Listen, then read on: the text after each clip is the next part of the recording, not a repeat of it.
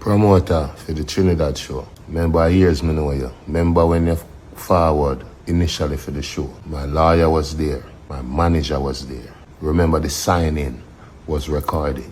Remember the money where you're talking about, the legal team, out of my money it forward. Because remember your ball and I say, TJ, me know him long time, give him a blind. TJ reluctantly give a blind. You miss deadline after deadline. Me beg for him, say TJ, give me a blind. You bring me now in a loggerheads with the government of Trinidad. Me never tell you someone do no school.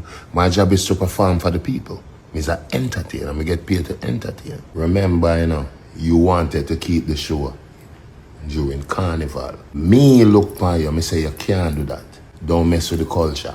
Carnival, Trinidad thing, make them do them thing.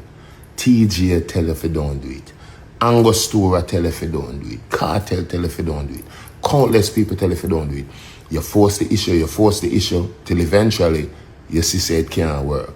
So now you did want to bring me at loggerheads with the culture of Trinidad. Deadline after deadline, crying after crying. You just couldn't manage a cartel show, and that's what you need to tell the people then. In a discussion.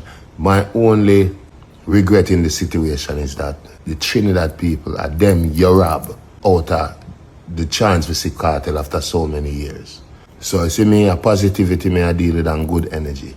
So I apologize to the Trinidad people. Big up the government of Trinidad. And I blame myself in some way because I should have known say and every promoter can manage Vibes Cartel. It takes a lot.